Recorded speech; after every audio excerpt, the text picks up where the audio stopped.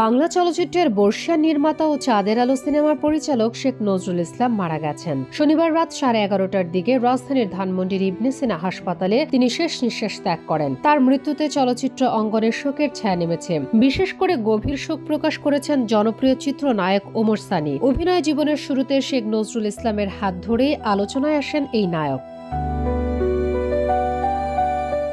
90 দশকের অন্যতম স্মরণীয় সিনেমা চাঁদের আলো। এই চলচ্চিত্রেই প্রথম বড় পর্দায় দেখা যায় ওমর সানিকে। এতে তার সহশিল্পী ছিলেন মুক্তি। শেখ নজরুল ইসলাম পরিচালিত চাঁদের আলো সিনেমাটি 1993 সালে মুক্তি পায়। সিনেমাটির জনপ্রিয় গান তুমি আমার চাঁদ আমি চাঁদেরই আলো এখনো দর্শকের স্মৃতিতে অমলিন। এই নির্মাতার মৃত্যুর সংবাদে নিজের আবেগ লুকাতে পারেনি ওমর সানি।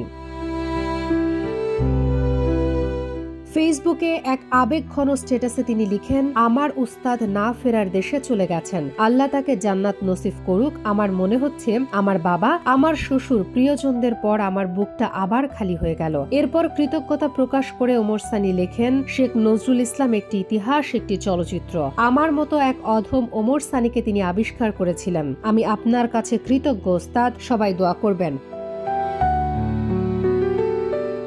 পারিবারিক সূত্রে জানা গেছে, গত 16 নভেম্বর দুপুরে মাইল্ড স্ট্রোকে আক্রান্ত হওয়ার পর নজরুল ইসলামকে ধানমন্ডির ইবনে সিনা হাসপাতালে আইসিইউতে ভর্তি করা হয়। 48 ঘন্টা পর্যবেক্ষণে রাখা হলেও শারীরিক অবস্থার উন্নতি হয়নি। শনিবার রাতে চিকিৎসাধীন অবস্থায় তিনি মারা যান। তাই তো ওমর সানির চলচ্চিত্রে অভিষেককারীর মৃত্যুতে আবেগ ধরে রাখতে না পেরে তিনি এমন আবেগঘন স্ট্যাটাস দিয়েছেন। শামীমা আক্তার, বাংলা বাজার পত্রিকা, ডিজিটাল।